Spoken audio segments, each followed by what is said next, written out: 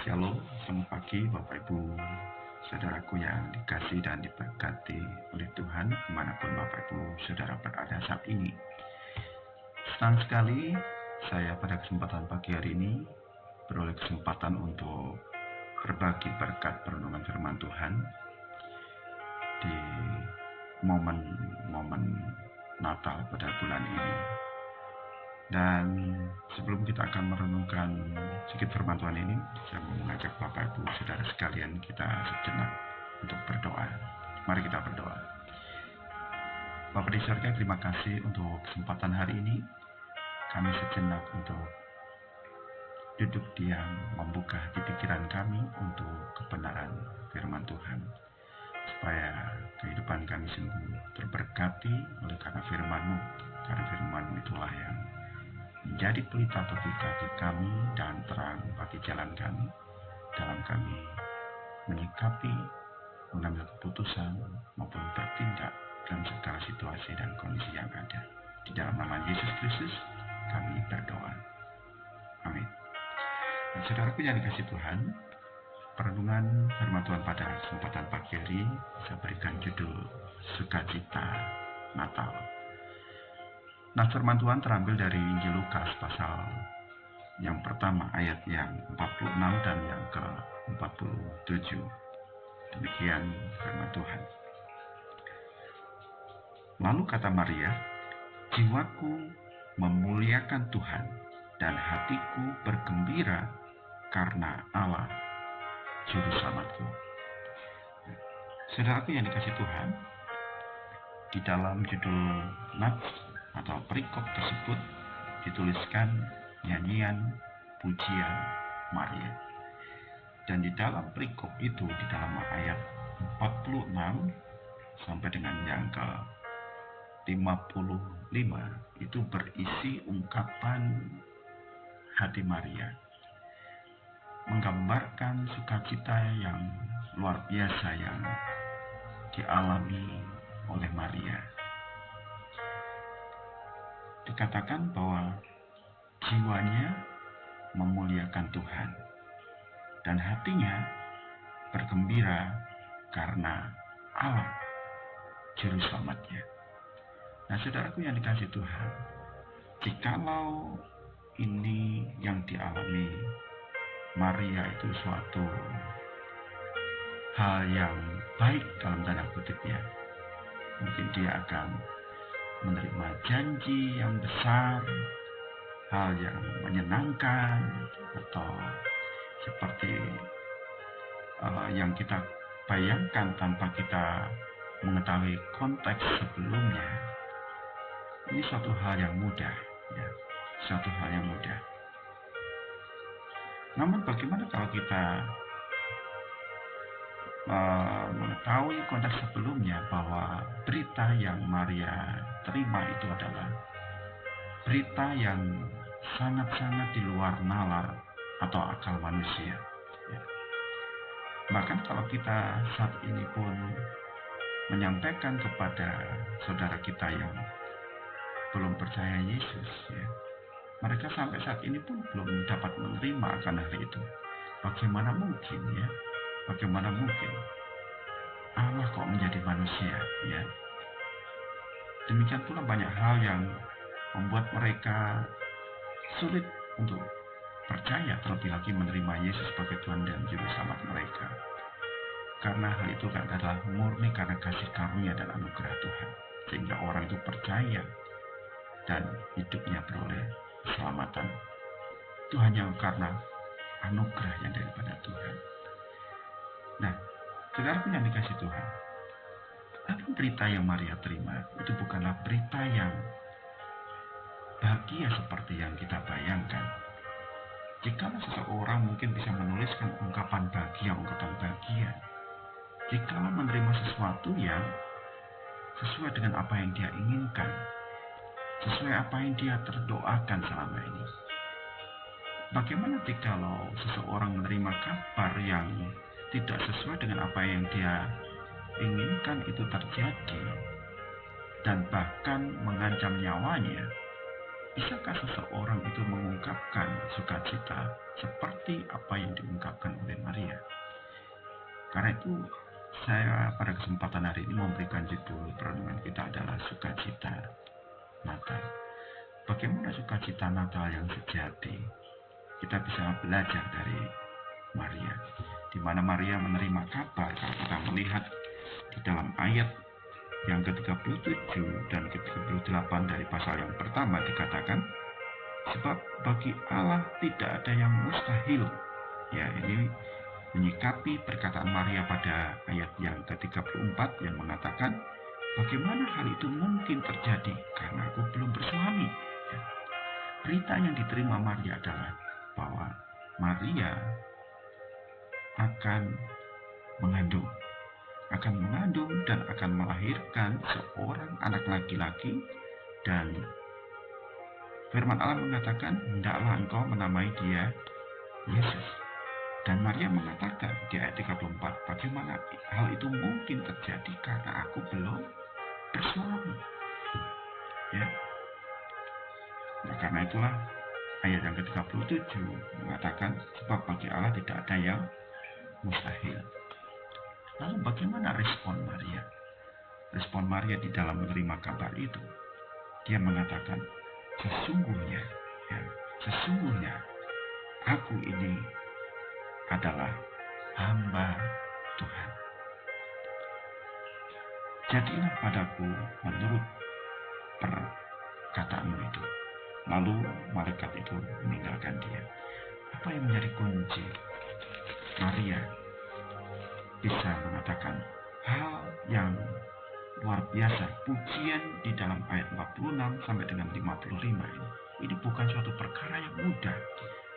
Bukan suatu perkara yang mudah sehingga Maria bisa mengungkapkan ini sebagai suatu hal yang membawa nama Tuhan dimuliakan dan hatinya bergembira. Karena Maria menghadapi tantangan yang luar biasa. Dia harus siap untuk menjelaskan bagaimana nantinya dia menjelaskan bahwa dia telah mengandung tetapi tanpa berhubungan badan. Siapa yang akan dapat menerima kabar itu? Itu bukanlah suatu perkara yang mudah yang dihadapi oleh Maria. Demikian pula ia mengandung benih Allah. Betapa hal itu bukan perkara yang mudah untuk nantinya Maria menjelaskan. Dan juga menjelaskan kehamilan kepada juga keluarga Yusuf, kepada calon suaminya juga. Suatu tantangan yang luar biasa. Demikian pula konsekuensinya, dia kemungkinan besar dia harus siap untuk ditinggal oleh Yusuf. Suami mana yang dapat menerima kabar bahwa, Mas, aku hamil, tetapi belum berhubungan badan dan tidak ada hubungan badan? Suatu hal yang aneh. Pasti seorang calon suami akan mengatakan, dengan siapa kamu berbuat, ya? Dengan siapa? Suatu hal yang tidak mudah bagi Maria untuk menjelaskan itu. Dan dia siap ditinggalkan Yusuf. Selain suatu hal kenyataan yang dia harus hadapi, dia pasti mengalami suatu gangguan psikologis yang luar biasa. Bagaimana dia harus menyandang status sebagai seorang yang melahirkan seorang bayi tanpa adanya suami. Demikian pula bagaimana yang terjadi hujatan atas Maria dan keluarganya, di mana seorang keluarga Yahudi yang tidak taat di dalam menjaga kekudusannya sebelum pada masa pernikahannya. Demikian pula berkenaan dengan bahkan dia akan menyandang suatu hal yang berat seumur hidupnya. Bagaimana ketika anak itu nanti dilahirkan dan anak itu bertumbuh dan tanpa ayah. Suatu perkara yang tidak mudah yang harus Maria tanggung seumur hidupnya. Demikian pula hukum orang Yahudi. Jika seseorang mengandung di luar pernikahan, ya, nyawanya itu terancam. Nyawanya terancam untuk melayang di rajam batu, digiring sampai kepada pintu bait Allah dan dirajam batu. Itu suatu hal yang ancaman, suatu tantangan yang luar biasa untuk Maria menjelaskan, dan banyak perkara-perkara yang Maria gumulkan saat itu. Tetapi bagaimana Maria bisa di dalam nats firman Tuhan ini mengatakan demikian? Ketika saya merenungkan ini, suatu hal yang kok bisa ya? Kok bisa jiwanya itu memuliakan Tuhan? Kok bisa di tengah-tengah situasi seperti itu hatinya itu bergembira? Dan dia menuliskan itu dengan ungkapan-ungkapan. Kuncinya untuk Maria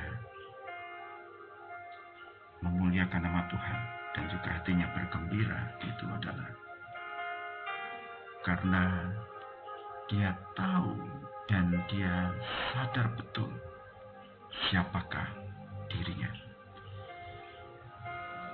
Jadi dikatakan bahwa sesungguhnya aku ini adalah hamba Tuhan.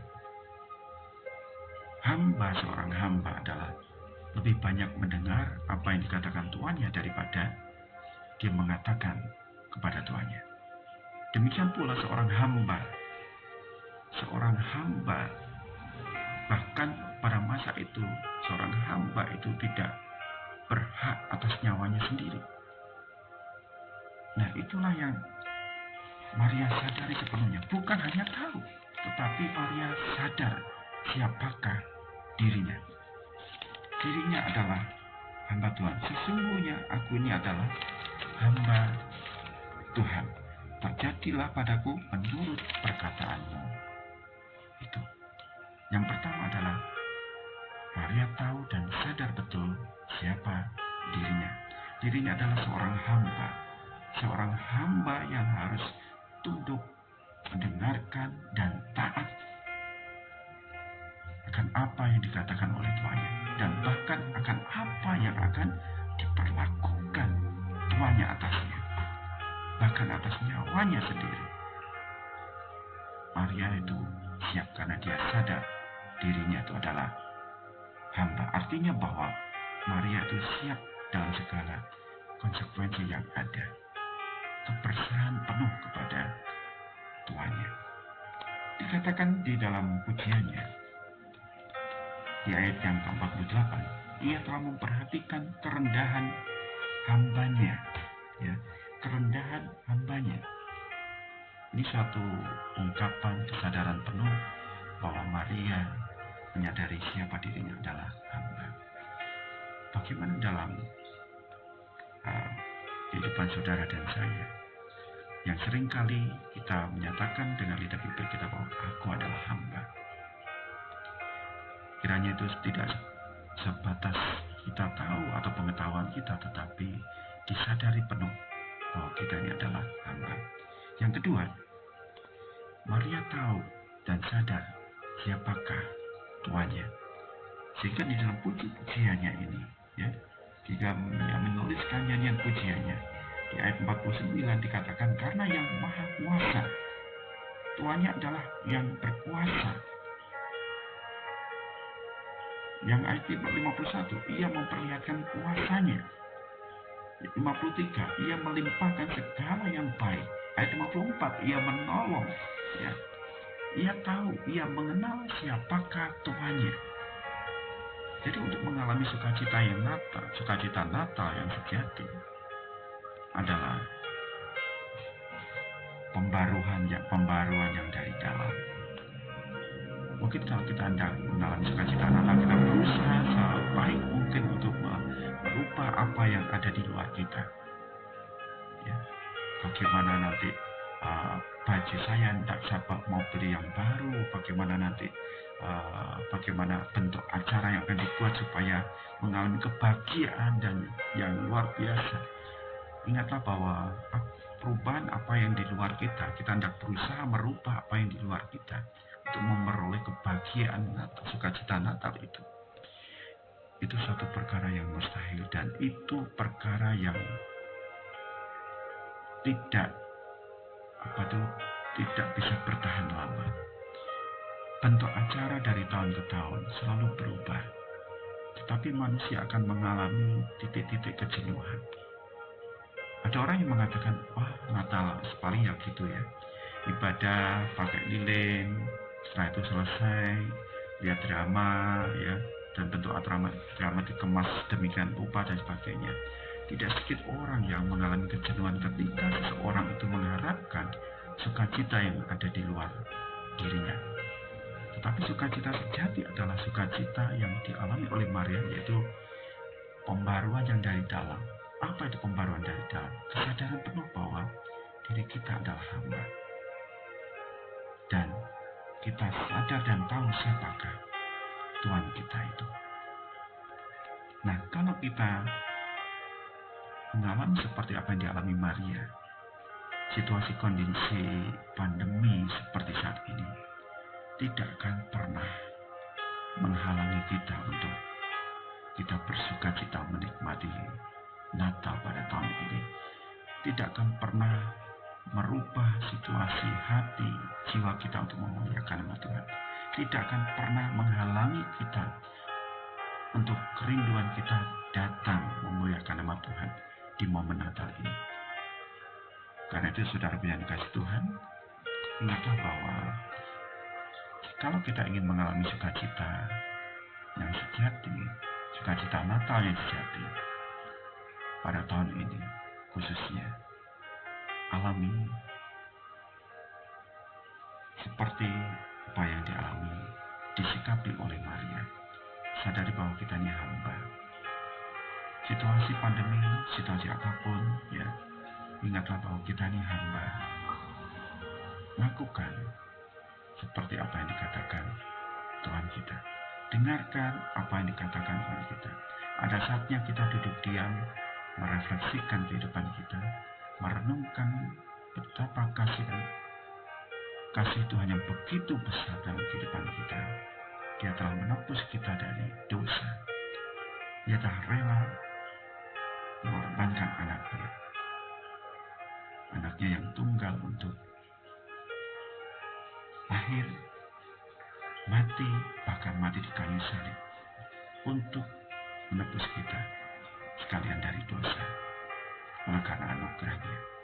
Karena itu saudara yang kasih Tuhan, renungkan ini baik-baik, dan itu yang akan mengubahkan kita dan akan menjadikan sukacita kita berlimpah di dalam Tuhan. Kita akan mengalami seperti apa yang dialami Maria.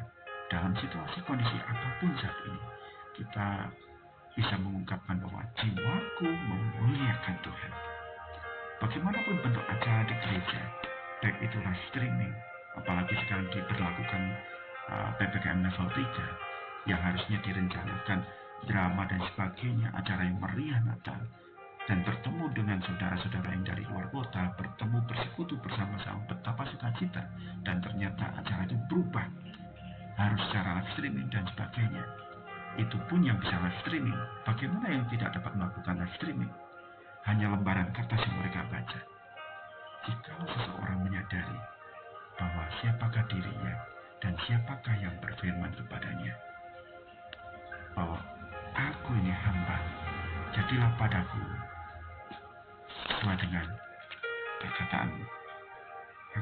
Aku ini adalah hamba, jadilah padaku menurut perkataanmu, dan menyadari sepenuhnya siapakah Tuhan kita, maka percayalah, kehidupan saudara akan diberkati sukacita Natal yang sejati seperti yang dialami oleh Maria, yang sukacitanya tidak dipengaruhi oleh apa yang sedang dan akan ia hadapi. Di ayat berikutnya kita melihat tantangan besar yang dihadapi Maria ke depannya. Ya, tantangan yang besar yang dihadapi Maria. tetapi jiwanya memuliakan Tuhan. Dan ayat selanjutnya dikatakan, hatiku bergembira. Karena apa? Karena Allah. Ya. Karena Allah. Dia tahu siapa Tuhannya. Dia bergembira karena Tuhan. Ini seperti yang dikatakan firman Tuhan. Ya, bergembiralah karena Tuhan. Dengan demikian ia akan memberikan apa yang diinginkan hatimu. Bergembiralah karena Tuhan. Dan di dalam momen Natal pada tahun ini, kita ingat siapakah kita. Siapakah kita yang menuntut pada Tuhan dengan situasi kondisi seperti apa yang kita inginkan. Siapakah Tuhan Allah kita? Dengan kita memiliki pandangan yang benar tentang siapa saya, siapa Tuhan dalam kehidupan saya, maka sukacita Natal yang sejati itu akan kita alami. Sekalipun di tengah-tengah situasi pandemi saat ini, sekalipun dalam bentuk apapun Natal pada tahun ini di gereja kita masing-masing, bagaimanapun acaranya dalam bentuk apapun itu, tidak akan pernah mempengaruhi sukacita kita dalam kita merayakan Natal. Karena sukacita yang sejati itu kita alami dari dalam kita.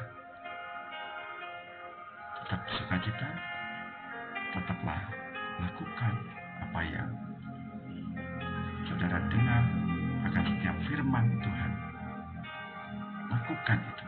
Dan ini pun menjadi suatu bagian dari iman Maria. Ketika berikutnya Maria datang ke pernikahan di Kana, dan Maria mengatakan kepada bujang-bujang saat itu yang di pernikahan itu, lakukan apa yang dia katakan. Apapun yang dia katakan, lakukan. Nah, Maria ketatannya luar biasa. Dengan menyadari siapakah dirinya, dengan menyadari siapakah yang berfirman kepadanya, siapakah yang memberikan perkataan itu. Inilah yang menjadikan Maria taat sepenuhnya. Dan bukan taat di dalam penderitaan, dalam tetesan air mata, tetapi taatnya itu dengan tulus. Dia mengalami sukacita yang dari dalam dirinya. Inilah sukacita Natal yang sejati. Jikalau saudara rindu menikmati sukacita Natal yang sejati di tahun ini, renungkan dengan sungguh siapakah saudara di hadapan Tuhan. Dan jikalau kita menyadari sepenuhnya siapakah kita di hadapan Tuhan, renungkan juga siapakah Tuhan atas kita. Siapakah Tuhan bagi saudara? Tuhan bukanlah Sinterklas yang harus menuruti setiap keinginan kita. Tuhan punya kehendak, dan kehendaknya itu yang terbaik. Dan itu sudah Tuhan nyatakan dalam kehidupan Maria saat itu yang sedang dan akan berhadapkan dengan situasi dalam gambaran dirinya yang luar biasa. Tetapi Tuhan menyertainya. Demikian pula dalam kehidupan saudara dan saya. Jikalau kita rindu menikmati sukacita sejati, sukacita Natal sejati yang daripada Tuhan, sadari dua hal ini. Siapa saya? Siapakah Tuhan? Maka itu akan membawa sukacita yang tidak dapat dipengaruhi oleh situasi, kondisi yang saat ini terjadi. Dengan demikian kita akan leluasa dengan penuh kerinduan bagaimanapun dan apapun bentuk Natal pada tahun ini tidak akan pernah mengurangi sedikit pun sukacita kita untuk merayakan Natal itu. Mari kita berdoa. Bapa di surga, terima kasih untuk firman Tuhan pagi hari ini, memberkati setiap kami untuk kami boleh menikmati sukacita Natal yang sejati, yang tidak dipengaruhi oleh segala situasi kondisi yang ada saat ini. Sebab kami tahu Natal itu telah sungguh kami alami dalam kehidupan kami, bahwa Engkau telah lahir dalam kehidupan kami. Dengan demikian tidak akan pernah berubah sukacita kami oleh karena situasi kondisi yang ada. jiwa kami memuliakan Tuhan. Jiwa kami memuliakan Tuhan dan hati kami bergembira karena Allah, Yesus Kristus Tuhanku. Terima kasih Bapa, buat kasih-Mu yang begitu besar. Bagaimanapun situasi kondisi yang ada, hati kami sungguh bersuka cita oleh karena Engkau. Di dalam nama Tuhan Yesus Kristus, kami berdoa dan mengucap syukur. Amin. Selamat pagi Bapak Ibu Saudara kasih Tuhan. Selamat menyambut Natal dan selamat menikmati sukacita yang daripada Tuhan di momen Natal tahun ini. Tuhan Yesus memberkati. Shalom.